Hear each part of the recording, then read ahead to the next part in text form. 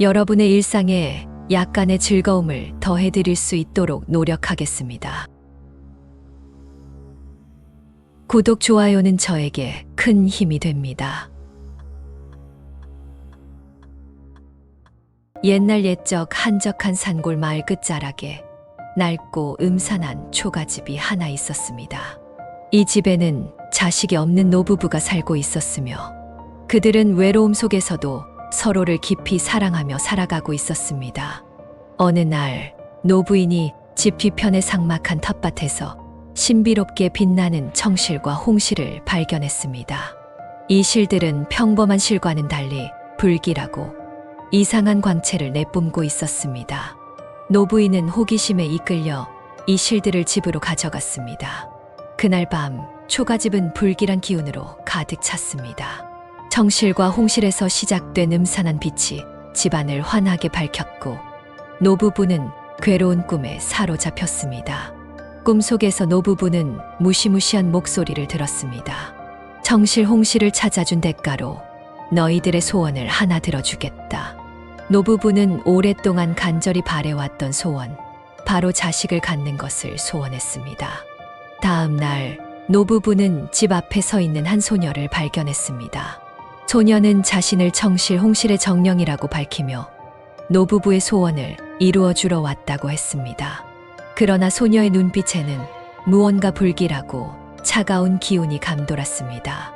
노부부는 소녀를 딸로 받아들이며 그녀에게 청홍이라는 이름을 지어주었습니다. 청홍은 점점 자라면서 이상한 능력이 나타나기 시작했습니다. 청홍은 점점 더 무서운 능력을 드러내기 시작했습니다. 그녀는 밤마다 눈에서 음산한 빛을 발하며 자주 마을 안을 돌아다녔고 마을에 이상한 소문이 돌면서 청홍을 의심하는 사람들이 늘었습니다. 마을 사람들은 청홍을 두려워하며 그녀를 피해 다녔습니다. 청홍에 대한 소문이 마을에 퍼지면서 사람들은 그녀를 마녀라고 부르기 시작했습니다. 기근과 질병이 마을을 강타했을 때 사람들은 모든 재앙의 원인이 청홍 때문이라고 확신했습니다. 그들은 노부부의 집을 포위하고 청홍을 끌어내려 했습니다. 노부부는 청홍을 지키려 필사적으로 저항했지만 결국 청홍은 마을 사람들에게 붙잡혔습니다. 마을 사람들은 분노와 공포에 휩싸여 청홍을 중앙광장으로 끌고 갔습니다. 그들의 눈에는 이성이 아닌 오직 청홍을 통해 자신들의 불행을 해결할 수 있다는 막연한 믿음만이 가득 차 있었습니다. 노부부는 절규하며 그녀를 구하기 위해 발버둥 쳤지만 마을 사람들에 의해 가차없이 밀쳐졌습니다. 청홍은 화형대에 묶이며 차가운 미소를 지었습니다. 그녀의 눈에서는 불꽃보다 더 강렬한 분노와 슬픔이 번뜩였습니다. 너희들이 진정 원하는 것이 이것이냐? 청홍의 목소리가 마을 광장에 울려 퍼졌습니다. 하지만 마을 사람들의 마음은 이미 결정되어 있었습니다. 불길이 청홍을 향해 치솟았고 그녀의 고통의 비명이 어둠 속에 울려 퍼졌습니다. 하지만 놀랍게도 그녀의 몸에서는 피 한 방울 흐르지 않았고 그녀의 눈에서는 여전히 신비로운 빛이 빛나고 있었습니다. 청홍의 몸이 화염에 휩싸이는 순간 갑자기 마을 전체에 이상한 현상이 일어났습니다.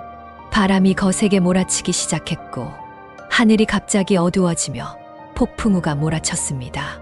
마을 사람들은 공포에 질려 서로를 바라보았지만 이미 늦었습니다. 청홍의 분노가 폭발한 것입니다.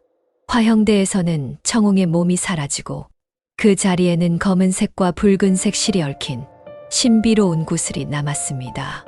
그 순간 마을 사람들은 자신들의 잘못을 깨닫고 후회했지만 이미 돌이킬 수 없는 일을 저질러버린 후였습니다. 청홍의 저주가 마을에 내려졌고 그날 이후 마을은 폐허가 되어버렸습니다. 노부부는 청홍의 죽음을 슬퍼하며 마을을 떠났고 그들이 사랑했던 딸의 기억을 영원히 가슴에 새겼습니다.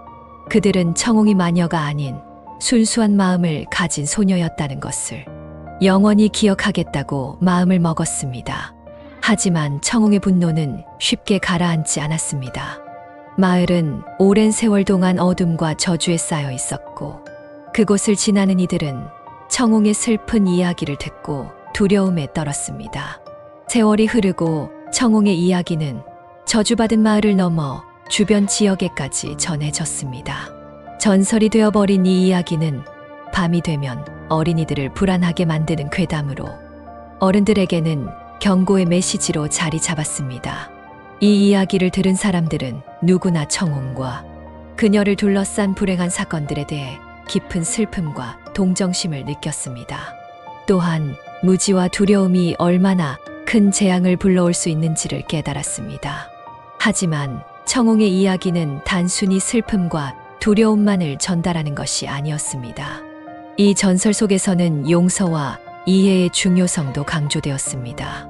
청홍이 겪은 비극적인 사건들은 사람들에게 서로를 더 깊이 이해하려 노력해야 하며 다른 이의 이야기에 귀 기울이고 그들의 입장을 고려해야 한다는 교훈을 남겼습니다. 저주받은 마을의 폐허는 시간이 지날수록 호기심 많은 모험가들과 연구자들을 끌어들였습니다. 그들 중 일부는 청홍의 저주를 풀고 마을의 평화를 되찾기 위해 노력했습니다. 연구자들은 청홍의 슬픈 이야기를 기록하고 그녀의 영혼이 마침내 안식을 찾을 수 있도록 돕기 위한 방법을 모색했습니다. 어느 날, 한 젊은 학자가 이 마을을 방문했습니다. 그는 청홍의 이야기에 매혹되어 그녀의 영혼과 소통하려는 시도를 감행했습니다. 학자는 오랫동안 연구와 의식을 거쳐 마침내 청홍의 영혼과 접촉하는 데 성공했습니다. 그는 청홍에게 진심으로 사과하며 세상이 그녀의 이야기를 통해 무지와 두려움의 결과를 깨달았다고 전했습니다. 청홍의 영혼은 오랜 세월 동안의 분노와 슬픔을 뒤로하고 마침내 평화를 찾았습니다.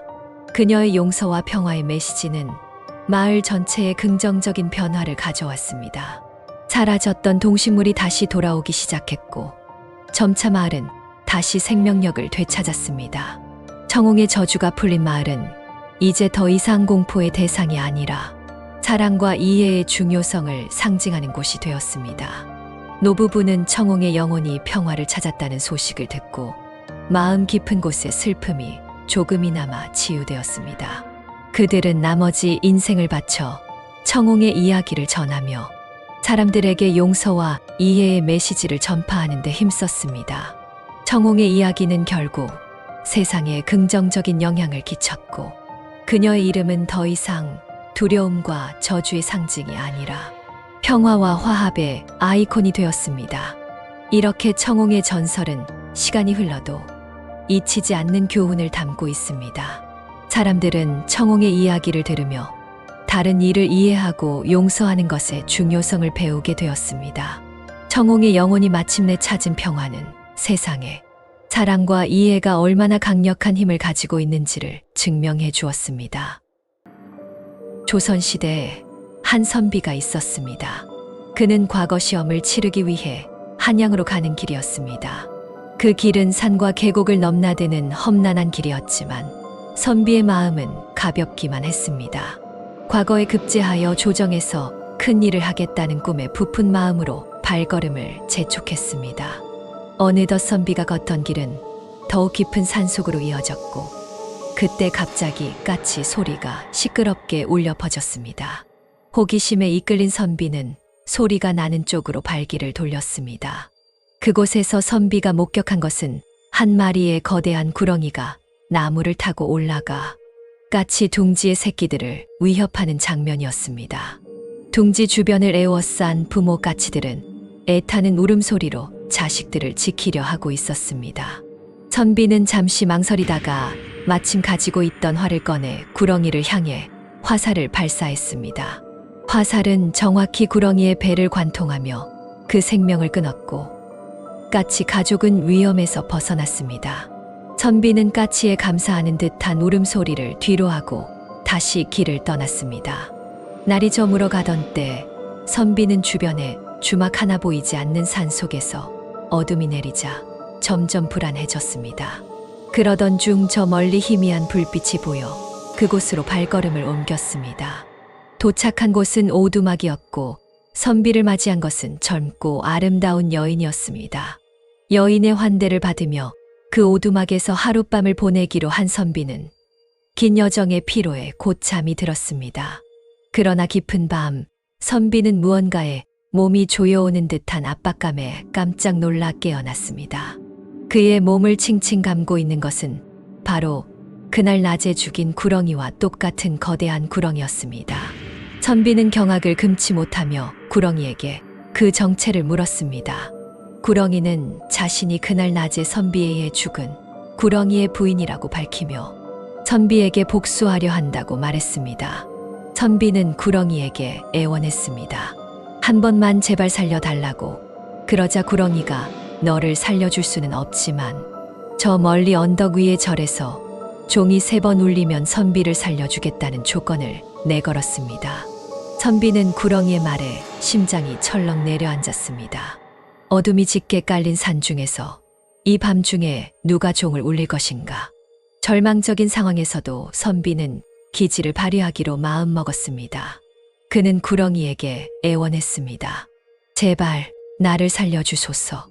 나는 아직 젊고 할 일이 많은 사람입니다. 과거에 급제하여 이 나라의 보탬이 되고자 했던 저의 뜻이 이렇게 끝나서는 안 됩니다. 그러나 구렁이는 차가운 목소리로 대답했습니다. 내가 아무리 애원해도 소용없다. 내 남편을 죽인 너에게 베풀 자비란 없다. 하지만 약속은 지키겠다. 종이 3번 울리면 너를 살려주마. 그 시간까지 기다려보거라. 시간은 무심하게 흘러갔고 선비는 절망 속에서도 불가능한 기적을 바라며 하늘을 우러러 별빛만 바라보았습니다. 그때 먼 언덕 위 절에서 희미하게 종소리가 들려오기 시작했습니다. 첫 번째 종소리가 울려 퍼지자 선비의 심장은 희망으로 뛰기 시작했습니다. 두 번째 종소리가 울릴 때 선비는 감격의 눈물을 흘렸습니다. 그리고 마침내 3번째 종소리가 울리자 구렁이는 마지못해 선비를 풀어주었습니다. 너를 죽여야만 내 분노가 가라앉을 줄 알았건만 약속은 약속이니 떠나거라. 다시는 이런 운명에 휘말리지 않기를 바란다.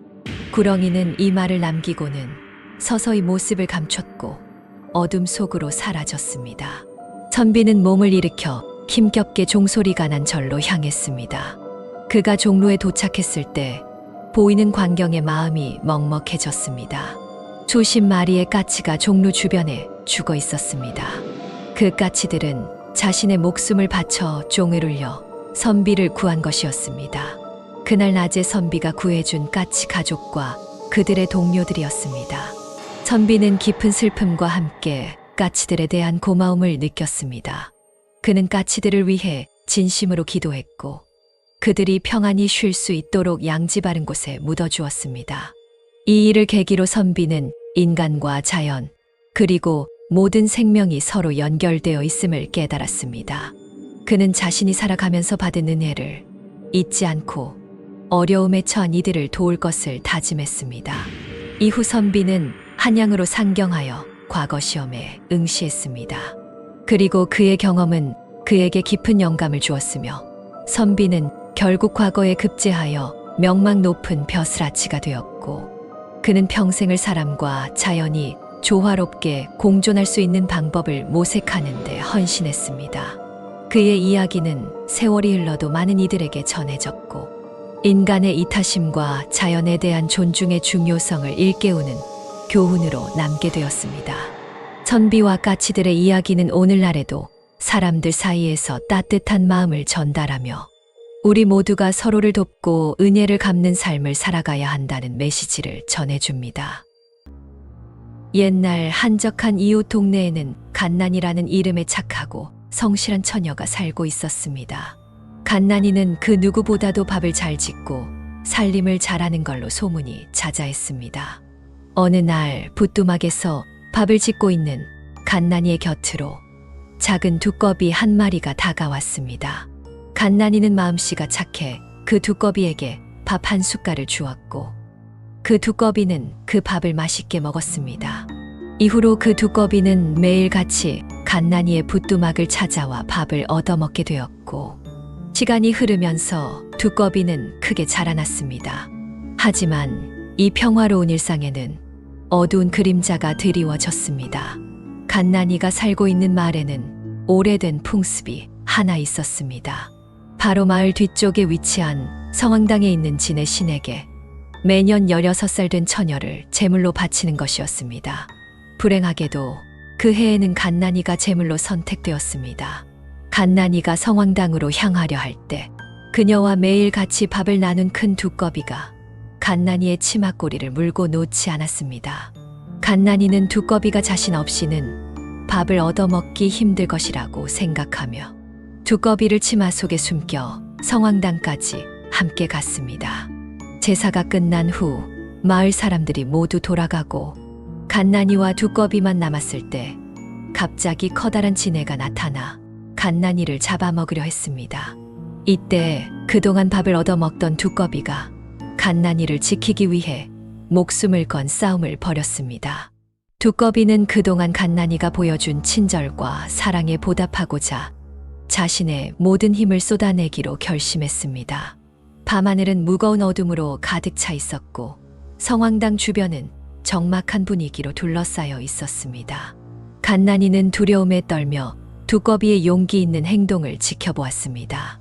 커다란 지네가 갑자기 앞으로 나아가며 갓난이를 향해 날카로운 송곳니를 드러냈습니다. 그 순간 두꺼비는 자신도 모르게 강력한 파란 불꽃을 내뿜기 시작했습니다. 이 불꽃은 어둠 속에서도 환하게 빛나며 지네를 향해 직진했습니다.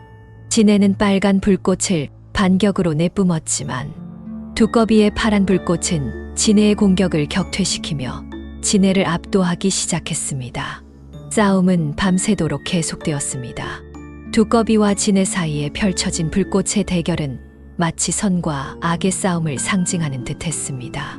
갓난이는 숨을 죽이고 이 전투를 지켜보았으며 두꺼비의 용기에 감동받았습니다. 그녀는 이 작은 생명체가 자신을 위해 이렇게 큰 용기를 보일 줄은 꿈에도 몰랐습니다. 결국 해가 뜰 무렵 두꺼비의 파란 불꽃이 지네를 완전히 압도했습니다. 지네는 마지막 한숨을 내쉬며 무너져 내렸고 그 큰 몸이 성황당 앞에 쓰러져 있었습니다. 그러나 승리의 기쁨도 잠시 갓난이는 두꺼비가 지쳐 땅바닥에 쓰러져 있는 것을 발견했습니다. 그녀는 두꺼비를 조심스럽게 안아 올리며 눈물을 흘렸습니다. 두꺼비는 자신의 목숨을 바쳐 갓난이를 지킨 것이었습니다. 갓난이는 두꺼비를 품에 안고 성황당을 나와 마을로 돌아왔습니다.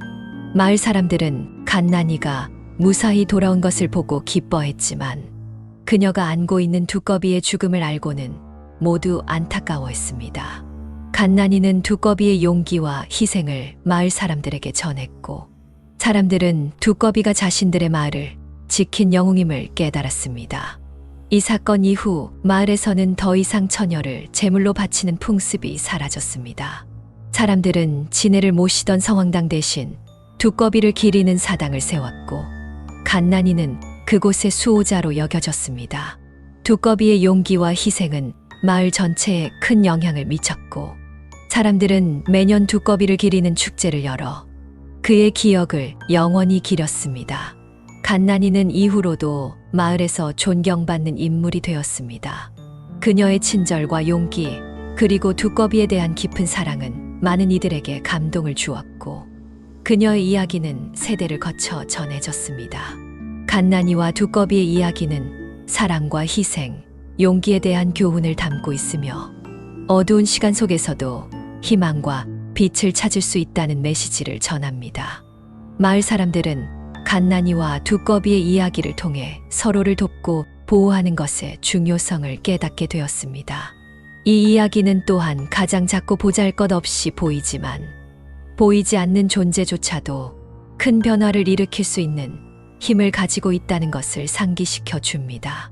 갓난이와 두꺼비의 전설은 시간이 지나도 변치 않는 사랑과 용기의 상징으로 남아 마을 사람들의 마음 속에 영원히 살아 숨쉬고 있습니다. 한밤중 음산한 숲속을 가로지르는 오래된 길. 이 길은 수백 년 동안 사람들의 발길이 끊이지 않았지만 해가 지면 아무도 감히 다가서지 않는 곳이 있습니다. 바로 망령의 숲으로 불리는 그곳은 비극적인 죽음을 맞이한 영혼들이 떠돌고 있다는 이야기가 전해져 내려오는 곳입니다. 이 숲의 한가운데 폐허가 된 오래된 저택이 서 있습니다. 저택의 주인은 과거 권력과 부를 겸비한 사람으로 그의 마지막 날까지 화려하고 사치스러운 생활을 누렸습니다. 그러나 그의 삶은 비극으로 끝이 나게 됩니다.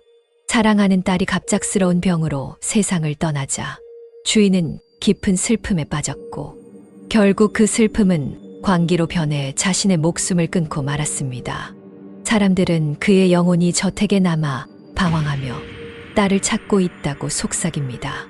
이야기에 따르면 저택에 가까이 다가가면 가끔 어린 여자아이의 울음소리가 들린다고 합니다. 어둠 속에서 희미하게 들리는 그 소리는 점점 가까워지다가 갑자기 사라져 버립니다.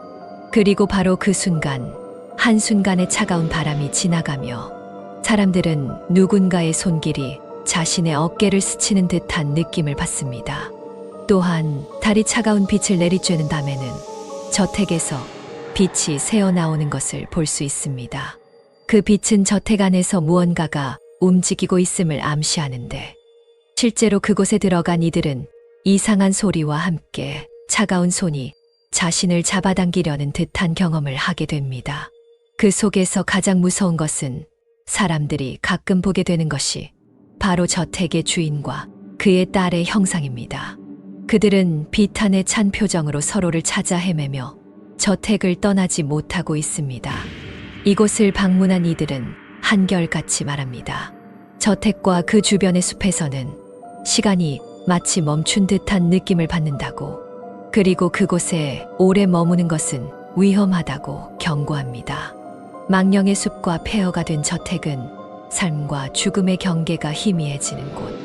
비극적인 죽음을 맞이한 영혼들이 자신의 고통과 슬픔을 이승에 남긴 채 영원히 해방되지 못하는 장소입니다. 그 망령의 숲과 폐허가 된 저택이 서 있는 곳은 사람들 사이에서는 거의 언급되지 않는 비밀스러운 곳입니다. 그러나 깊은 호기심을 가진 몇몇은 이곳의 이야기에 이끌려 금기를 깨고 그곳을 찾아 나섭니다. 그들 중 일부는 복귀하여 자신의 눈으로 목격한 공포의 이야기를 전파했지만 다시 돌아오지 못한 이들도 적지 않습니다. 어느 차가운 가을 밤, 한 젊은 탐험가가 이 숲의 비밀을 밝히겠다는 일념하에 저택을 찾아갔습니다. 그는 무장을 하고 랜턴을 들고 결심을 굳게 다졌지만 숲속의 어둠은 그 어떤 준비도 무색하게 만들었습니다. 저택에 도착했을 때 그는 문이 살짝 열려 있는 것을 발견했습니다. 마치 그를 기다리고 있었다는 듯이 저택 안으로 들어서자 시간이 정지된 듯한 공기가 그를 맞이했습니다. 먼지가 가득한 가구들, 벽에 걸린 오래된 가족 사진들이 과거의 영광을 말없이 증언하고 있었습니다. 그리고 그때 저 멀리서 어린 여자아이의 울음소리가 들려왔습니다. 탐험가는 소리를 따라갔지만 그것은 마치 그를 끌어들이는 미궁처럼 계속해서 깊어만 갔습니다. 저택의 내부는 미로처럼 복잡했고 각 방마다 다른 슬픔의 이야기를 담고 있는 듯 했습니다. 어느 방에서는 딸의 장난감이 여전히 바닥에 흩어져 있었고 다른 방에서는 책상 위에 놓인 미완성 편지가 발견되었습니다. 그 편지는 저택의 주인이 죽기 전 사랑하는 딸에게 남긴 마지막 말이었습니다. 그러나 그 모든 것이 이제는 영원히 답이 없는 부름이 되어 버렸습니다. 밤이 깊어가면서 저택은 점점 더 이상한 현상으로 가득 차기 시작했습니다. 거울 속에서는 그의 뒤를 따라오는 형상이 보였지만 돌아서면 아무도 없었습니다. 계단에서는 누군가의 발걸음 소리가 들렸지만 그 주인공을 찾을 수는 없었습니다. 그리고 가장 무서운 것은 갑자기 어둠 속에서 들려오는 귀머거리의 속삭임처럼 저택의 주인과 그의 딸이 그에게 속삭이는 듯한 소리였습니다. 그들은 자신들의 이야기를 들어달라고, 이 고통에서 벗어날 길을 찾아달라고 애원했습니다. 탐험가는 공포에 질려 밖으로 달려나오려 했지만 저택의 문은 마치 그를 안에 가두려는 듯 굳게 닫혀 있었습니다. 그는 자신이 이 비극적인 이야기의 일부가 되어버린 것처럼 느꼈습니다. 결국 새벽이 되어서야 그는 어떻게든 저택을 탈출할 수 있었습니다. 그러나 그가 경험한 공포는 그를 오랫동안 따라다녔고 그는 다시는 그곳에 가까이 가지 않았습니다. 이 이야기는 숲과 저택이 간직한 비밀을 캐내려는 사람들에게 경고의 메시지를 전합니다. 어떤 비밀은 그것이 얼마나 매혹적이든 간에 결코 밝혀져서는 안 되는 것들입니다. 망령의 숲과 폐허가 된 저택은 그곳에 갇힌 영혼들과 함께 영원히 그 비밀을 간직하고 있습니다. 한밤중 구름이 달을 완전히 가린 어두운 밤이었습니다. 마을 사람들은 이미 깊은 잠에 빠져 있을 시간, 한 여인이 마을 끝에 오래된 길을 조용히 걷고 있었습니다. 낮에도 사람들의 발길이 드문 이 길은 밤이 되면 더욱 깊이 되는 곳이었는데 어둠 속에서 갑자기 나타나는 여인의 모습 때문이었습니다. 그녀는 온몸을 검은 옷으로 감싸고 있었고 얼굴은 그림자에 숨겨져 있었습니다. 발소리 하나 내지 않고 걷는 모습은 마치 이 세상의 것이 아닌 듯한 신비로움을 자아냈습니다. 그녀가 지나가는 길마다 어둠이 더욱 깊어지고 찬바람이 불어오기 시작했습니다. 마을 사람들은 그녀를 어둠 속을 거니는 여인이라 부르며 그녀의 출현을 불길한 징조로 여겼습니다. 전설에 따르면 이 여인은 수백 년 전 이 마을에서 살았던 한 여성의 영혼입니다. 사랑하는 이를 기다리다 비극적인 죽음을 맞이한 그녀는 영원히 이 세상을 떠돌며 사랑하는 이를 찾아 헤맵니다. 그녀의 앞을 지나치는 사람들에게는 그녀가 겪은 절망과 고통을 전달합니다. 어느 날 호기심 많은 외지인이 이 마을에 도착했습니다. 어둠 속을 거니는 여인의 이야기를 듣고도 그저 미신일 뿐이라 여기며 그 길을 걷기로 결심했습니다. 밤이 깊어가면서 그는 마을 끝의 길에 섰습니다. 주위는 고요했고 자신의 발걸음 소리만이 울려 퍼졌습니다. 그러나 길을 걷기 시작한 지 얼마 되지 않아 갑자기 차가운 바람이 불어오고 멀리서 여인의 모습이 서서히 드러났습니다. 여인은 그에게 다가오지 않았습니다. 그저 멀리서 그를 바라보았을 뿐입니다. 그 순간 외지인의 마음은 설명할 수 없는 두려움으로 가득 찼습니다. 그는 여인의 슬픔이 담긴 눈빛을 마주했고 그 순간 마음속에는 설명할 수 없는 슬픔과 동정이 가득 차올랐습니다. 여인의 고통을 느낄 수 있었고 왜 마을 사람들이 그녀를 경계하는지 이해할 수 있었습니다. 외지인은 그 자리에서 멈추어 서서 여인을 바라보았습니다. 그녀는 조용히 마치 공기처럼 그의 앞에서 사라져 갔습니다. 그 순간을 경험한 후 그는 더 이상 앞으로 나아갈 수 없었습니다. 마음속 깊이 여인의 슬픔이 박혀버린 것 같았습니다. 그는 조심스레 자신의 발걸음을 돌려 마을로 돌아갔고 그 밤의 경험은 그의 마음속에 깊이 새겨졌습니다. 다음 날 그는 마을 사람들에게 자신이 겪은 일을 이야기했습니다. 그의 이야기를 들은 사람들은 놀라움과 동시에 어떤 이해의 빛을 그의 말 속에서 찾을 수 있었습니다. 어둠 속을 거니는 여인의 전설은 그저 무서운 이야기가 아니라 오랜 시간 동안 사랑과 슬픔, 그리고 기다림의 감정이 깃든 이야기임을 깨닫게 되었습니다. 시간이 흘러 외지인은 마을에 머무르며 여인의 이야기를 더 깊이 탐구하기 시작했습니다. 그는 마을 노인들과 대화를 나누며 여인의 과거에 대해 더 많은 것을 알게 되었습니다. 그녀는 한때 마을에서 가장 아름다운 여성으로 많은 사람들의 사랑을 받았으나 그녀의 마음은 오직 하나의 사랑에만 속해 있었습니다. 그러나 비극적인 사건으로 인해 사랑하는 이와의 만남이 이루어지지 못했고 그 슬픔이 그녀를 이 세상과 저 세상 사이에서 떠돌게 만들었습니다. 외지인은 여인의 슬픔을 달래주고자 마을 사람들과 함께 그녀를 기리는 작은 의식을 준비했습니다. 그들은 여인이 사랑했던 꽃들로 길을 장식하고 그녀가 좋아했던 노래를 불렀습니다. 그날 밤 마을 사람들은 어둠 속을 거니는 여인이 마지막으로 그 길을 걷는 것을 목격했습니다.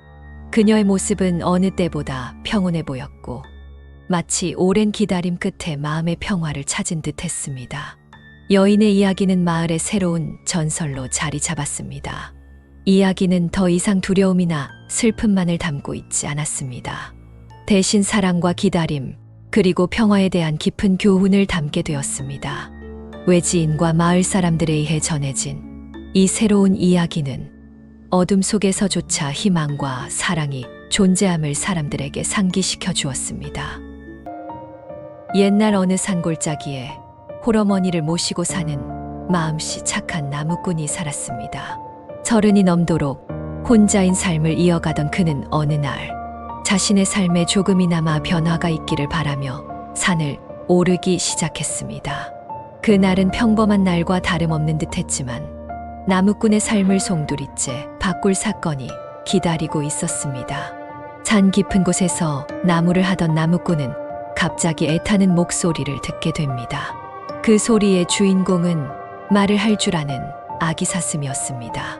아기 사슴은 사냥꾼에게 쫓기고 있다며 나무꾼에게 도움을 청했습니다. 나무꾼은 아기 사슴의 신기한 능력에 놀라면서도 순수한 마음으로 그를 도와주기로 결심했습니다. 아기 사슴을 숨겨주고 사냥꾼을 다른 방향으로 유인해낸 나무꾼은 아기 사슴을 구해주었습니다.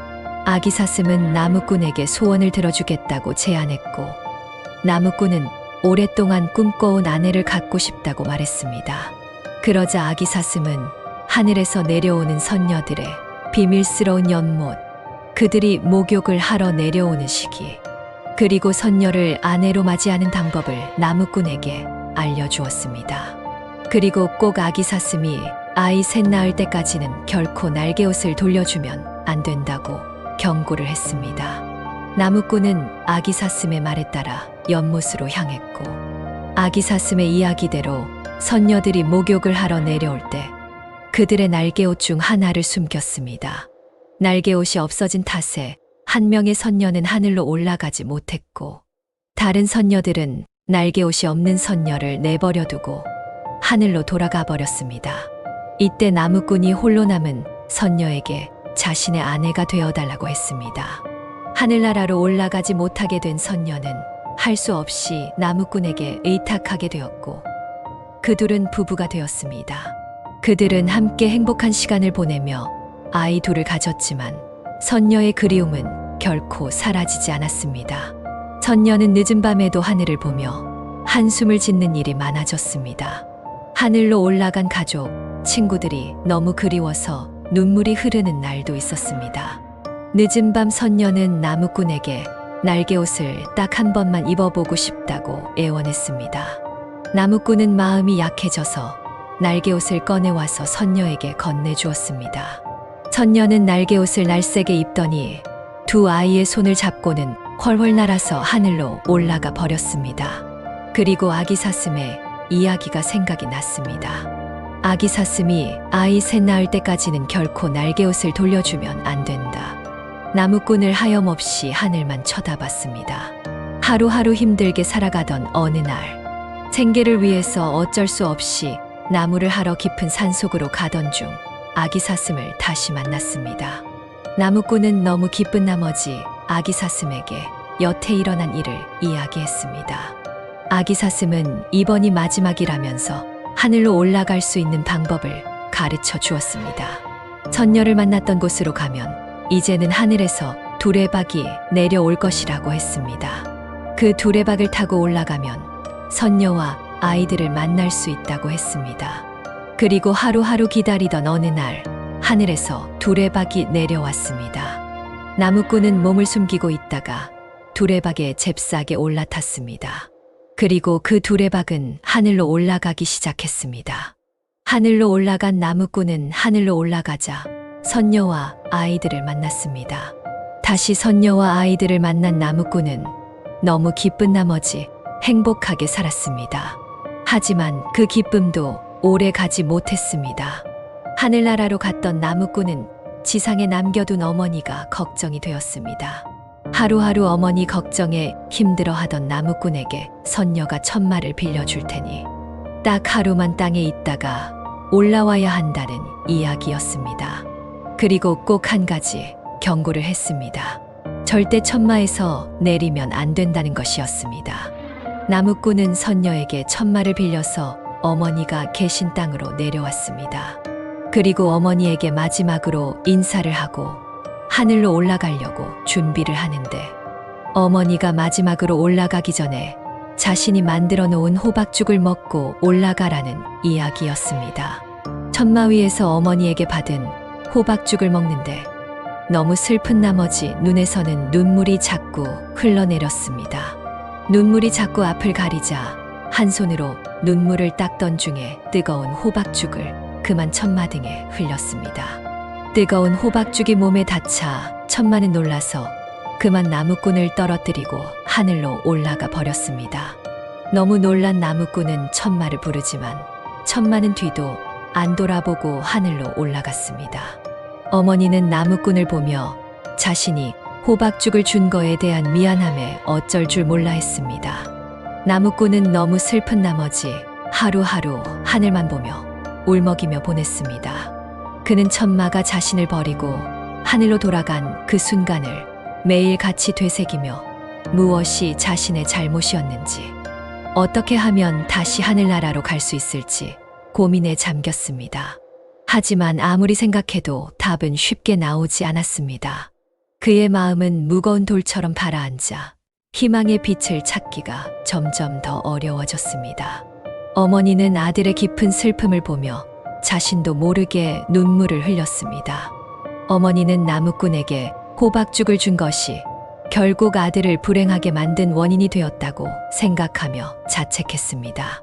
그러나 그녀는 아들을 위로하고 다시 힘을 낼 수 있도록 옆에서 최선을 다했습니다. 나무꾼은 어머니의 따뜻한 위로에도 불구하고 자신이 하늘나라의 가족과 다시 만날 수 있는 길이 영원히 막혔다고 느꼈습니다. 그는 하늘을 바라보며 자신의 부주의와 순간의 감정이 가져온 결과에 대해 깊이 반성했습니다. 하지만 시간이 흘러도 그리움과 죄책감은 조금도 가시지 않았습니다. 그의 삶은 하늘나라로 갈 수 있는 길을 잃어버린 뒤로 완전히 달라졌습니다. 나무꾼은 더 이상 산으로 나무하러 다니지 않았고 대신 마을 사람들과 어울려 살아가며 작은 일을 도와주기 시작했습니다. 그는 자신의 아픔을 통해 다른 이들의 고통을 이해하게 되었고 그들을 도와주는 것에서 작은 위안을 찾았습니다.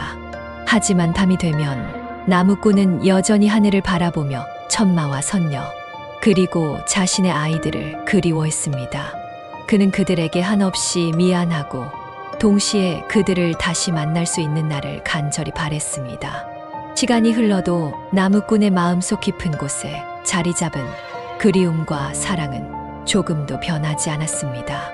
그의 이야기는 사랑과 희생, 그리고 용서에 대한 교훈을 우리에게 전해주며 때로는 우리의 선택이 가져올 수 있는 큰 결과에 대해 생각하게 합니다.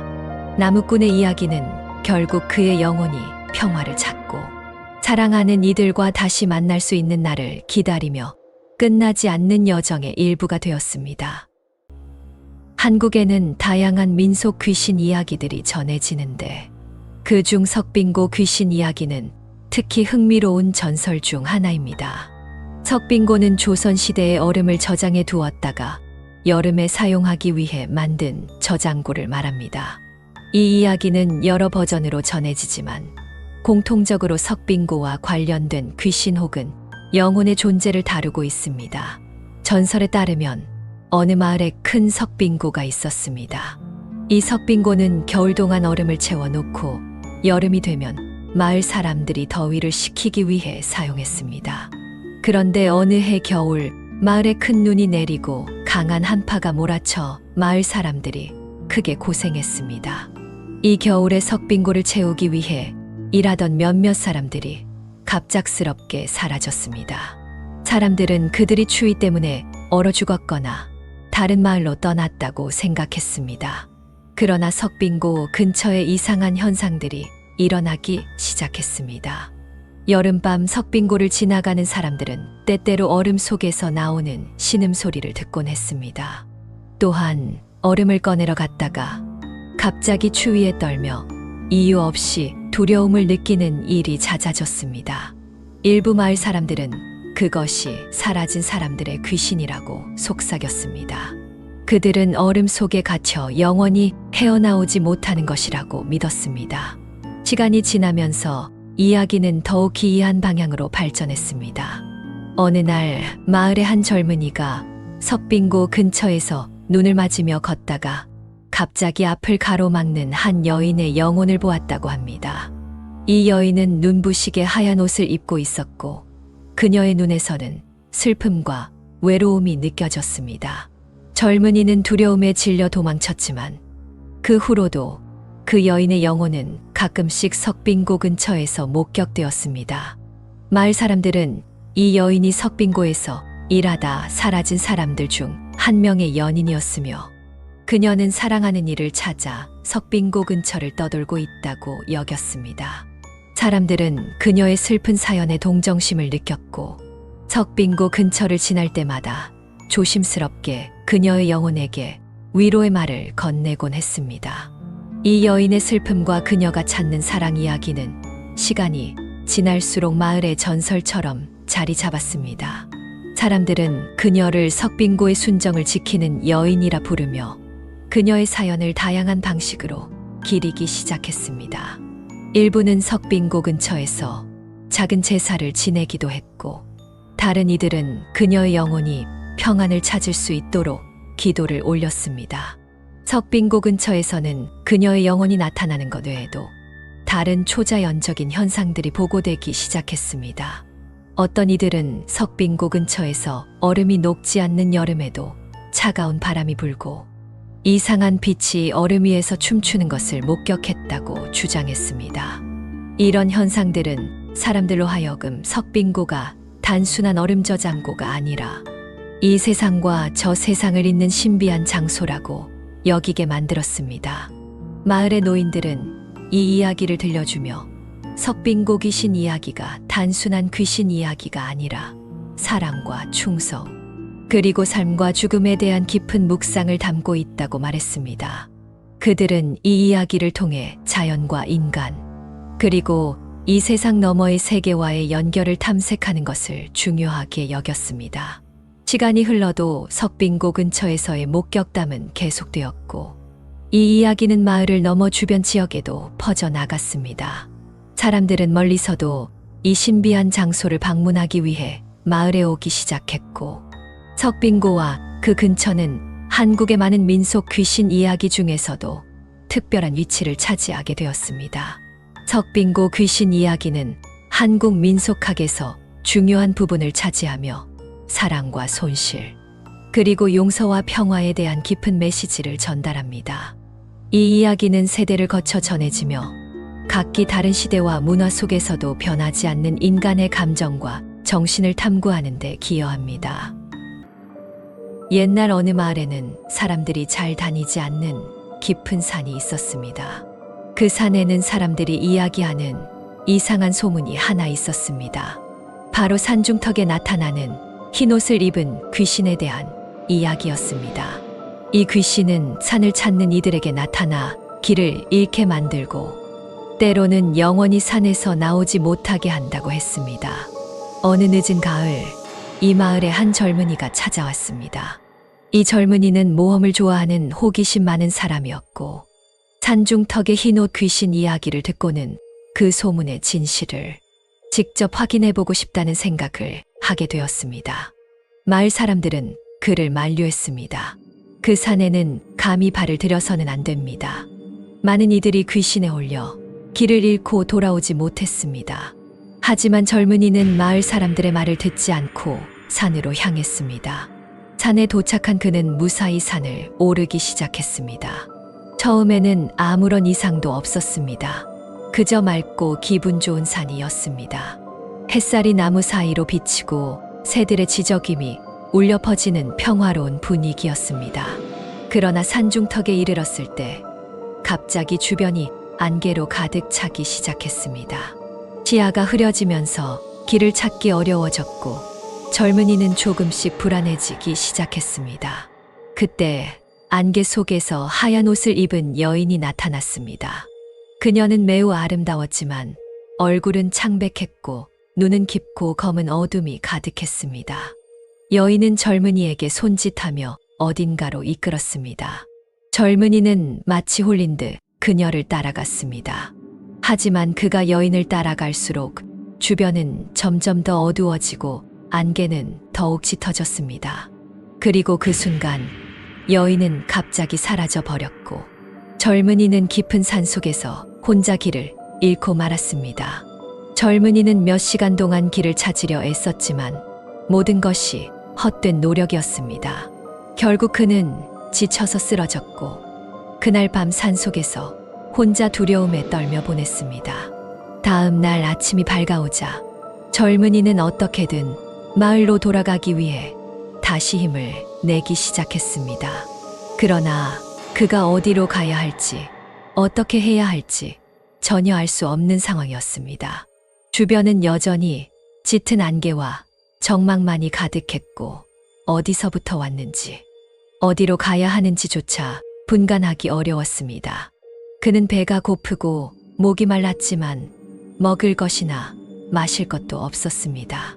젊은이는 절망감에 빠지며 자신이 왜 이런 우매한 결정을 했는지 후회하기 시작했습니다. 마을 사람들의 경고를 무시하고 자신의 호기심만을 따랐던 것이 이제는 그의 생명을 위협하는 지경에 이르렀습니다. 그는 자신의 어리석음에 대해 깊이 반성하며 만약 이곳에서 살아나간다면 다시는 이런 무모한 행동을 하지 않겠다고 다짐했습니다. 그 순간 멀리서 무언가가 움직이는 소리가 들려왔습니다. 처음에는 그것이 다시 흰옷 귀신이 아닐까 두려워했지만 소리의 근원지로 조심스럽게 다가가 보았습니다. 그곳에는 한 무리의 사냥꾼들이 있었습니다. 그들은 매년 이 산에 사냥을 하러 왔던 경험이 많은 사냥꾼이었고 우연히 젊은이를 발견하게 된 것이었습니다. 사냥꾼들은 젊은이의 처지를 듣고 큰 놀라움과 동정심을 느꼈습니다. 그들은 자신들의 음식과 물을 나누어 주었고 젊은이를 안전하게 마을까지 친절하게 안내해 주었습니다. 젊은이는 사냥꾼들의 도움으로 겨우 목숨을 구할 수 있었고 마을에 돌아와 자신의 경험을 마을 사람들 모두에게 이야기했습니다. 마을에 돌아온 젊은이는 그의 이야기를 마을 사람들 모두에게 들려주었지만 그의 말을 듣는 사람들의 얼굴에는 두려움과 공포가 가득 찼습니다. 그의 경험은 마을 사람들에게 산에 대한 경외심을 일깨웠고 동시에 산중턱에 흰옷 귀신에 대한 소문이 다시금 공포로 번지기 시작했습니다. 젊은이가 산에서 만났던 귀신의 정체에 대한 이야기는 마을을 넘어 주변 지역까지 퍼져나갔고 이윽고 그 산은 사람들이 근접조차 하지 않는 금기시되는 장소가 되었습니다. 하지만 그 이후로도 궁금증을 참지 못한 몇몇 이들이 산을 탐험하려 시도했지만 그중 일부는 영원히 돌아오지 못했습니다. 이 사건들은 점점 더 많은 이들의 상상력을 자극했고 산중턱의 흰옷 귀신에 관한 더 많은 이야기들이 탄생했습니다. 사람들은 귀신이 과거의 산에서 길을 잃고 죽은 불쌍한 영혼이라고 추측했습니다. 이 영혼은 자신과 같은 운명을 겪은 이들을 찾아서 산에서 길을 잃게 만들어 자신의 외로움을 달래려 한다고 믿어졌습니다. 어느 겨울밤 마을에 한 노인이 나타나 이야기를 마을 사람들에게 했습니다. 그는 젊은 시절 산에서 그 귀신을 만났다고 주장했습니다. 하지만 그 귀신은 사람들이 말하는 것처럼 악의적인 존재가 아니었다고 했습니다. 그녀는 자신의 슬픈 운명을 말하며 자신처럼 길을 잃은 이들을 돕고자 했으나 오히려 그들을 두려움에 빠뜨리고 말았다고 합니다. 그 노인의 이야기에 따르면 귀신은 자신의 존재로 인해 발생하는 불행에 깊이 괴로워하며 결국 산속 깊은 곳으로 사라져버렸다고 합니다. 그 노인의 이야기가 마을에 퍼지면서 사람들 사이에는 공포 이상의 것이 서리기 시작했습니다. 귀신에 대한 동정심과 그녀가 겪었을 외로움과 고통에 대한 이해가 깊어졌습니다. 그러나 동시에 그녀의 이야기는 산에 대한 새로운 두려움을 불러일으켰습니다. 산이 이제는 단순히 위험한 곳을 넘어 깊은 슬픔과 절망이 깃든 장소로 여겨지게 된 것입니다. 노인의 말에 따르면 귀신은 한때 이 마을의 주민이었습니다. 사랑하는 이를 산에서 잃은 뒤 그 슬픔을 이기지 못하고 산속으로 들어가 결국 그곳에서 삶을 마감했다고 했습니다. 그녀의 영혼은 산을 떠돌며 길을 잃은 이들에게 경고를 하고 자신과 같은 운명을 맞이하지 않도록 돕고 싶어 했으나 그녀의 모습은 오직 두려움과 혼란만을 불러일으켰습니다. 이 이야기가 퍼진 후 산에 가까이 가는 사람은 더욱 줄어들었고 산은 점점 더 쓸쓸하고 음산한 곳이 되어갔습니다. 그러나 어느 날 밤, 특히 달이 밝은 밤에는 마을 사람들 중 몇몇이 산의 방향에서 희미한 노랫소리를 들을 수 있었습니다. 그 노래는 슬프고 애절했으며 듣는 이들의 마음을 아리게 했습니다. 사람들은 그것이 귀신이 부르는 노래라고 속삭였고 그녀의 슬픔이 밤마다 산을 울리는 것이라 믿게 되었습니다. 시간이 지날수록 이 귀신에 관한 이야기는 마을에서 전설이 되었습니다.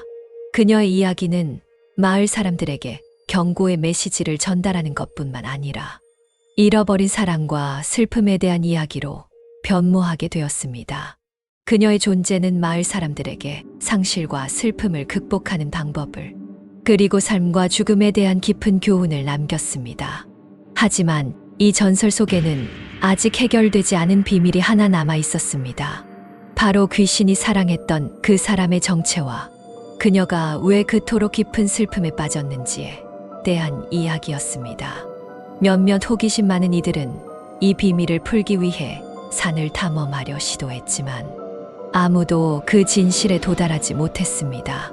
그리고 어느 날 산속 깊은 곳에서 오래된 무덤이 발견되었습니다. 그곳에는 두 사람이 나란히 묻혀있는 무덤이 있었고 그 위에는 오래된 글귀가 새겨져 있었습니다. 글귀에는 이렇게 쓰여 있었습니다. 사랑하는 이여, 우리의 영혼은 이 산에서 영원히 함께하리라. 이 발견은 마을 사람들에게 큰 충격을 주었고 그녀가 겪었던 사랑과 상실의 깊이를 다시금 일깨워 주었습니다. 그날 이후 산중턱의 흰옷 귀신에 대한 이야기는 단순한 공포의 전설을 넘어 영원한 사랑과 슬픔, 그리고 용서에 관한 이야기로 마을 사람들의 마음속에 깊이 자리 잡게 되었습니다. 그리고 이 이야기는 세대를 거쳐 전해지며 사람들에게 사랑과 상실, 그리고 삶의 교훈에 대해 가르치고 있습니다. 옛날 한 마을에 귀매가 나타났다는 소문이 바다했습니다. 이 마을은 예로부터 자연과 더불어 살아가며 수호신을 모시고 의지해왔던 곳이었습니다. 그러나 어느 날부터인가 마을 사람들 사이에 부정적인 기운이 퍼지기 시작했고 이로 인해 수호신이 귀매로 변해버린 것이었습니다. 귀매는 사람들의 두려움과 부정적인 기운을 양식으로 삼아 마을 곳곳에서 사람들을 홀리고 괴롭혔습니다. 마을 사람들은 하나 둘씩 귀매의 힘에 짓눌려 미쳐가거나 목숨을 잃기 시작했습니다. 귀매는 인간의 정신을 뒤흔들며 그 존재감을 더욱 공고히 했습니다. 마을의 장로들은 모여 귀매를 퇴치할 방법을 논의했지만 귀매는 자연적인 힘의 근원을 가지고 있어 퇴치하기 어려웠습니다. 마을 사람들은 점점 더 깊은 절망 속으로 빠져들었습니다. 그러던 어느 날 멀리서 한 방랑자가 마을로 들어왔습니다. 그는 어디에서 왔는지, 왜 이 마을로 왔는지 아무도 몰랐습니다. 방랑자는 귀매의 소문을 듣고도 두려워하지 않았습니다. 오히려 그는 귀매를 마주할 준비가 되어 있는 듯 보였습니다. 방랑자는 마을 사람들에게 귀매를 물리칠 수 있는 방법을 제안했습니다. 그것은 바로 무서움 없이 마주하자는 것이었습니다. 귀매는 사람들의 두려움을 양식으로 삼아 강해지는 존재였기에 두려움 없이 대면한다면 그 힘을 잃게 될 것이라고 했습니다. 방랑자의 말에 마을 사람들은 처음엔 믿기지 않았습니다. 그들에게 무서움은 너무나 자연스러운 감정이었고 귀매와 같은 악귀를 단순히 용기로만 물리칠 수 있다는 것이 믿기 어려웠습니다. 그러나 방랑자의 눈빛과 태도에서 느껴지는 확신은 사람들에게 용기를 주었습니다. 그들은 이제까지 경험해보지 못한 새로운 방법으로 귀매에 맞서기로 결심했습니다. 방랑자는 마을 사람들을 이끌고 귀매가 가장 강하게 나타나는 장소로 향했습니다. 그곳은 오래된 나무가 서 있는 숲의 한가운데였습니다. 나무 아래는 온통 어둠이 깔려 있었고 그 어둠 속에서 귀매가 기다리고 있었습니다. 방랑자와 마을 사람들은 숲속으로 들어가 나무 아래에 모였습니다. 그들은 서로 손을 잡고 마음속 깊은 곳에서 용기를 끌어올렸습니다. 방랑자가 처음으로 나서서 귀매에게 말을 걸었습니다. 귀매여, 우리는 너를 두려워하지 않는다. 내가 우리에게 어떤 해를 끼칠 수 있다고 해도 우리는 너를 용서하고 이해하려 한다. 너 역시 이 마을의 일부였으니 이제 평화롭게 공존할 방법을 찾자. 그 순간 어둠 속에서 무언가가 움직이기 시작했습니다. 귀매가 그들 앞에 모습을 드러냈습니다. 그것의 모습은 말로 표현하기 어려울 정도로 기괴했지만 사람들은 두려움 대신 마음속 깊은 용기와 결의를 담아 그것을 바라보았습니다. 귀매는 처음으로 자신을 두려워하지 않는 이들을 보며 서서히 자신의 존재 이유를 되새기기 시작했습니다. 그 순간의 정적은 무겁고 긴장감이 감돌았지만 방랑자와 마을 사람들의 눈빛은 단단했습니다. 귀매가 서서히 앞으로 나아가며 그의 모습이 점점 더 분명해졌습니다. 온몸에서 어둠이 흘러나와 주변을 감싸며 그러나 그 어둠 속에서도 귀매의 눈빛은 불안과 혼란으로 가득 차 있었습니다. 방랑자는 한 걸음 더 나아가며 귀매에게 손을 내밀었습니다. 우리는 너와 대화를 원한다. 너도 한때 이 마을의 수호신이었으니 우리 마을과 사람들에 대한 내 마음속의 사랑을 다시 떠올려 보아라.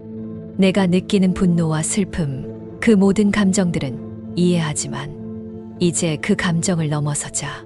귀매는 잠시 동안 망설이는 듯 보였으나 방랑자의 손길을 거부하지 않았습니다.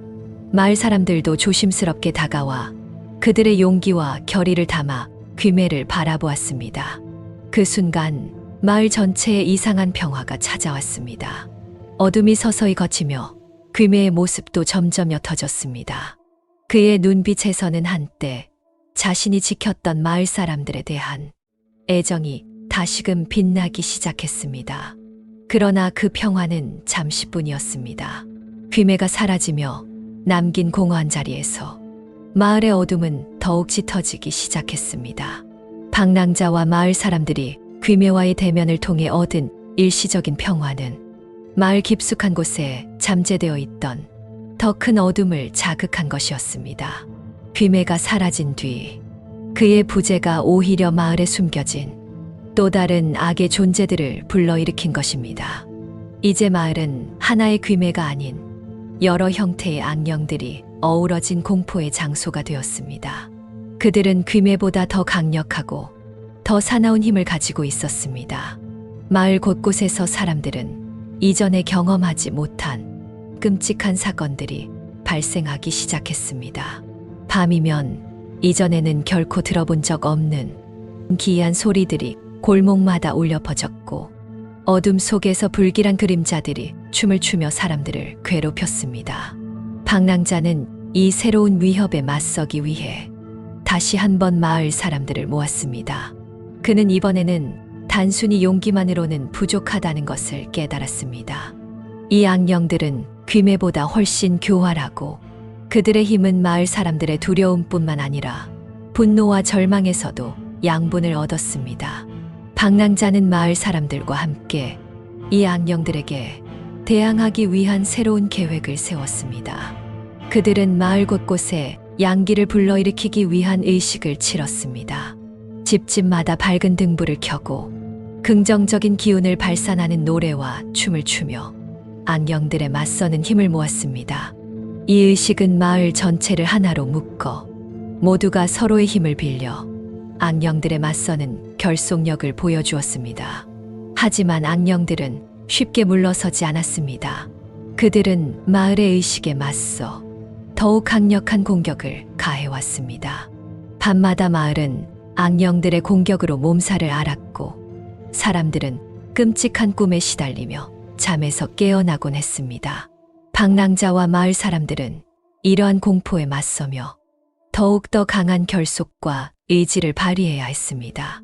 이 전투는 여러 밤을 거쳐 계속되었습니다.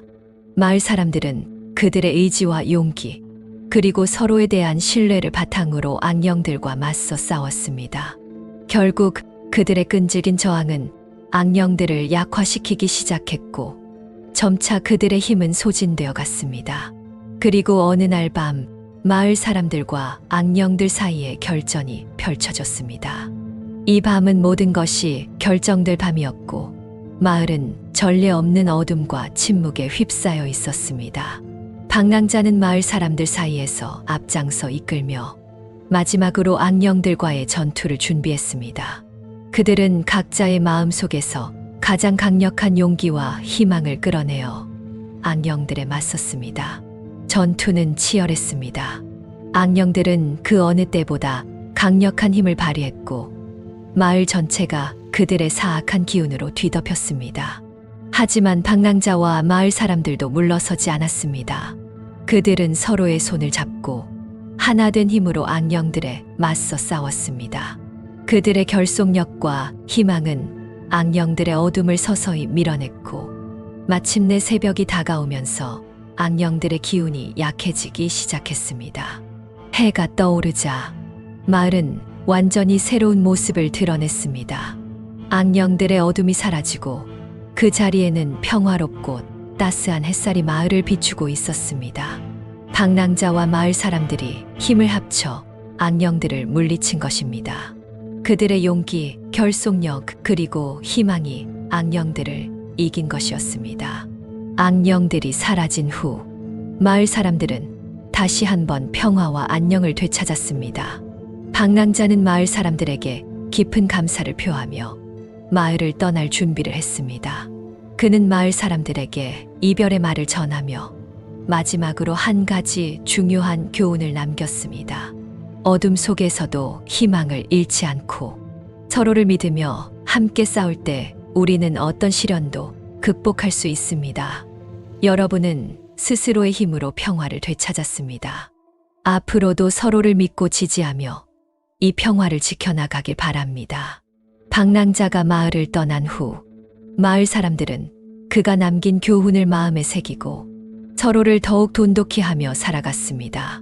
그들은 더 이상 두려움에 지배당하지 않고 어떤 어려움에도 함께 맞서 싸울 수 있는 강한 공동체가 되었습니다. 그리고 그들의 이야기는 세월이 흘러도 잊혀지지 않는 전설로 남아 먼 훗날 많은 사람들에게 용기와 희망의 메시지를 전해주었습니다. 고립된 산속 마을, 이름도 잊혀진 그곳은 세상과 완전히 단절되어 있었습니다. 오래전부터 마을 사람들은 외부 세계와의 모든 연결을 끊고 살아가고 있었습니다. 그 이유는 마을에 서식하는 한 귀신 때문이었습니다. 이 귀신은 비극적인 사건의 영혼으로 마을을 지배하며 그 누구도 마을을 떠나게 하지 않았습니다. 마을의 비극은 수년 전으로 거슬러 올라갑니다. 마을에 살던 한 젊은이가 사랑하는 이를 잃은 슬픔에 빠져 자신과 마을을 저주했다는 이야기가 전해져 내려옵니다. 그날 밤 폭풍이 몰아치던 가운데 그 젊은이는 숲속으로 사라졌고 이후로 그의 모습을 본 사람은 아무도 없었습니다. 그러나 그날 이후 마을은 이상한 현상들로 시달리기 시작했습니다.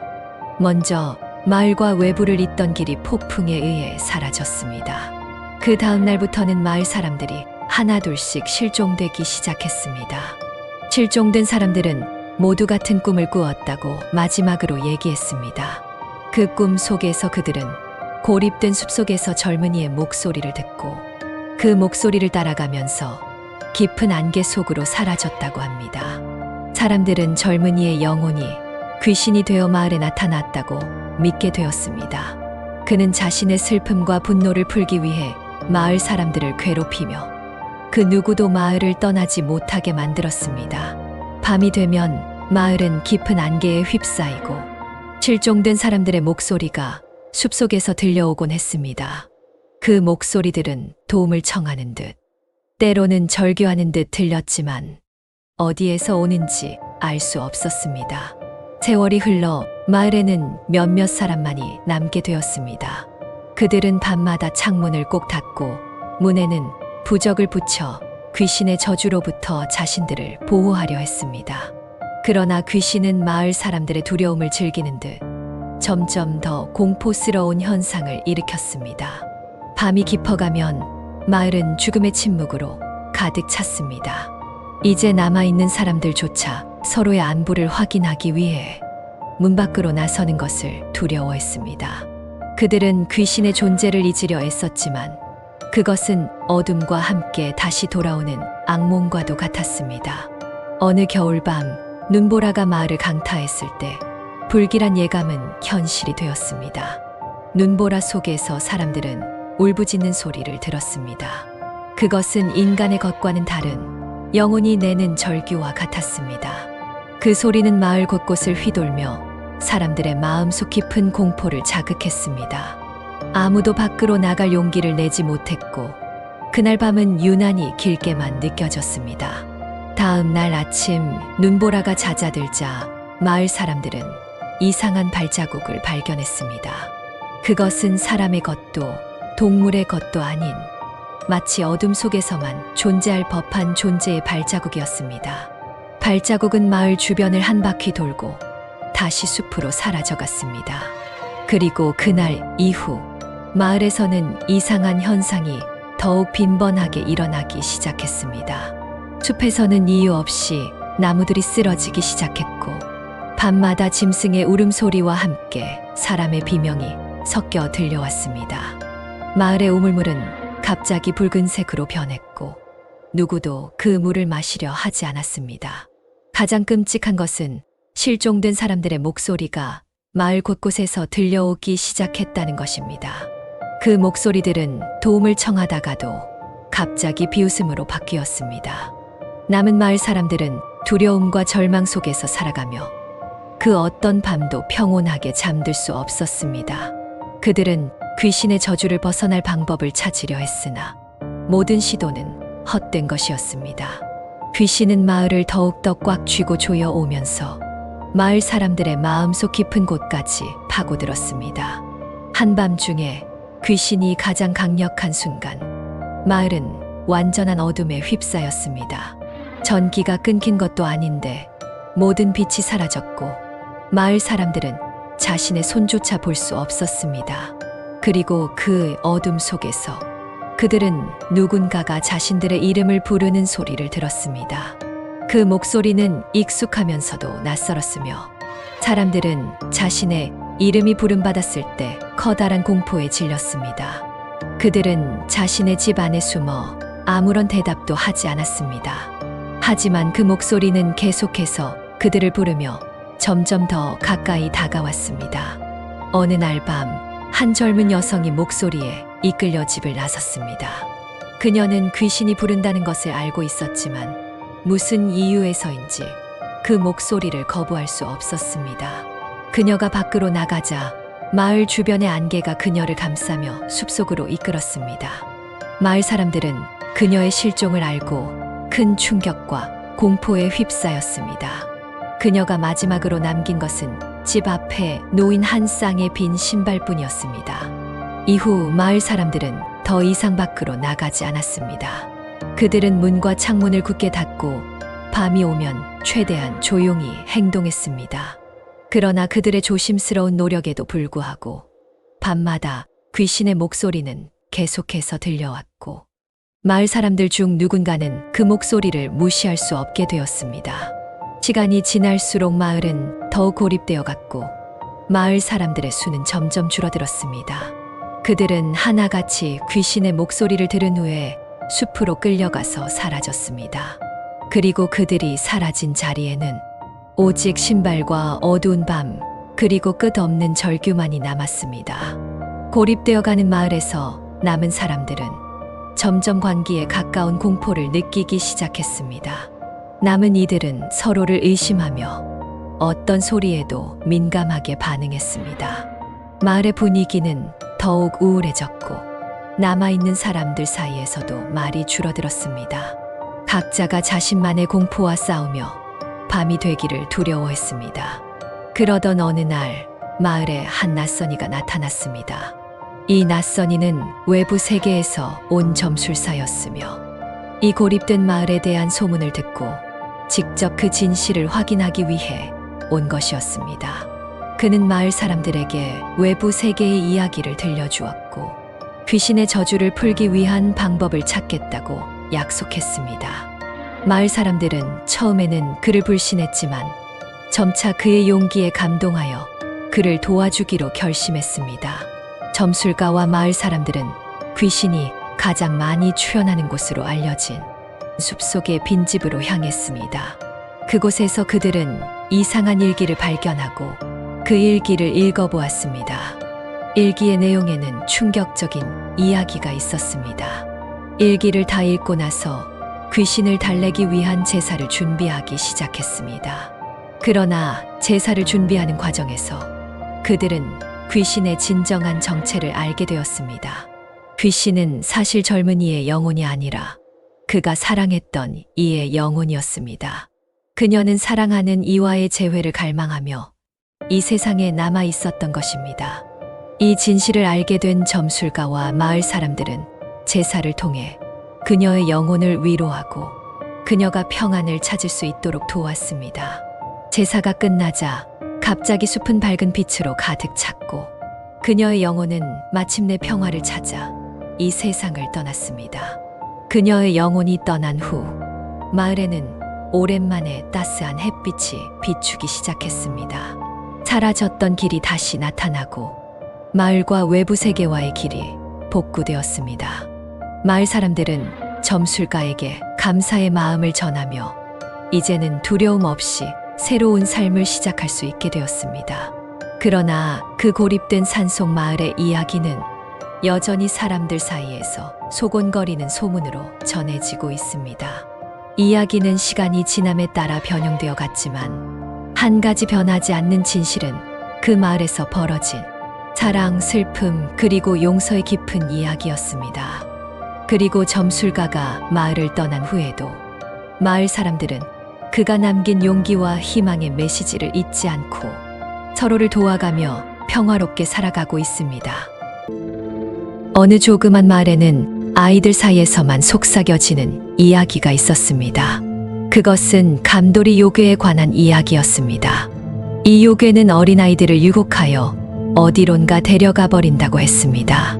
마을의 어른들은 그저 미신이라 치부했지만 아이들 사이에서는 그 두려움이 대상이었습니다. 이 마을에는 호기심 많은 소년 지훈이 살고 있었습니다. 지훈은 감돌이 요괴에 관한 이야기를 듣고도 믿지 않았습니다. 그는 어린 시절부터 온갖 전설과 미신을 탐험하는 것을 좋아했기 때문에 감돌이 요괴에 대한 이야기도 그저 흥미로운 이야깃거리일 뿐이었습니다. 어느 날 지훈은 친구들과 숲으로 모험을 떠났습니다. 해가 지기 시작하면서 친구들은 하나둘씩 집으로 돌아갔지만 지훈은 호기심에 이끌려 더 깊은 숲으로 발길을 옮겼습니다. 그때 갑자기 부드러운 목소리가 들렸습니다. 여기 있어요. 여기로 와요. 목소리의 주인공은 아름다운 여자였습니다. 그녀는 마치 달빛처럼 아름답게 빛나고 있었고 지훈은 그녀의 아름다움에 홀려 발걸음을 멈출 수 없었습니다. 하지만 그 순간 지훈은 할머니가 해주신 말씀이 떠올랐습니다. 감돌이 요괴는 아름다운 여자로 변신할 수 있다. 그리고 할머니는 항상 쇠붙이를 가지고 다니라고 했었습니다. 지훈은 무심코 주머니 속에 넣어둔 작은 쇠붙이를 꺼냈습니다. 그 순간 아름다운 여자의 모습은 사라지고 머리가 크고 눈이 찢어진 입에서는 송곳니가 드러난 무서운 모습으로 변했습니다. 감돌이 요괴는 지훈을 향해 다가오려 했지만 쇠붙이를 싫어한다는 것이 사실이었습니다. 요괴는 쇠붙이에 물러서며 지훈은 그 틈을 타 도망쳤습니다. 숲을 벗어난 지훈은 숨을 헐떡이며 마을로 돌아왔고 그날 이후로 아이들은 더 이상 혼자 숲으로 가지 않게 되었습니다.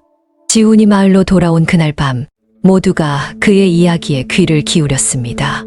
아이들은 눈을 크게 뜨고 두려움에 떨었고 어른들조차도 지훈의 말에 심각한 표정을 지었습니다. 지훈이 겪은 일은 마을 사람들에게 큰 충격을 주었고 감돌이 요괴에 대한 경각심을 불러일으켰습니다. 이 사건 이후 마을의 어른들은 아이들을 더욱 엄격하게 보호하기 시작했습니다. 해가 지기 전에는 모든 아이들이 집으로 돌아와야 했고 숲으로 가는 것은 엄격히 금지되었습니다. 또한 마을의 장로들은 감돌이 요괴를 쫓아내기 위한 방법을 찾기 위해 모여서 의논하기 시작했습니다. 그들은 오래된 기록과 전설을 뒤져 감돌이 요괴의 약점을 찾아내려 노력했습니다. 한편 지훈은 그날 이후로 마을의 영웅으로 여겨졌습니다. 그의 용기와 지혜로운 행동은 다른 아이들에게도 큰 영감을 주었습니다. 지훈이 가지고 있던 쇠붙이는 마을에서 가장 소중한 보물이 되었고 그것은 마을의 보호 부적으로 여겨졌습니다. 일주일이 지난 어느 날 마을의 장로들은 감돌이 요괴를 쫓아내는 방법을 찾아냈습니다. 그들은 전설 속에서 감돌이 요괴가 빛과 소리에 약하다는 것을 알게 되었습니다. 이에 따라 마을 사람들은 매일 밤 불을 밝히고 큰 소리를 내며 요괴를 쫓아내기로 결정했습니다. 그날 밤부터 마을 전체는 요괴를 쫓아내기 위한 준비로 분주해졌습니다. 모든 집은 밤이 되면 밝은 등불을 밝혔고 아이들은 냄비와 숟가락을 가지고 큰 소리를 냈습니다. 처음에는 아이들에게 이 모든 것이 큰 모험처럼 느껴졌지만 시간이 지남에 따라 그들은 이것이 자신들과 마을을 지키기 위한 중요한 일임을 깨닫기 시작했습니다. 며칠이 지나자 감돌이 요괴의 모습은 더 이상 보이지 않았습니다. 마을 사람들은 자신들의 노력이 결실을 맺은 것을 보고 안도의 한숨을 쉬었습니다. 하지만 그들은 감돌이 요괴가 다시 돌아올지도 모른다는 걱정을 떨쳐버릴 수 없었습니다. 그래서 마을 사람들은 매년 특별한 축제를 열어 감돌이 요괴를 쫓아내는 전통을 이어가기로 결정했습니다.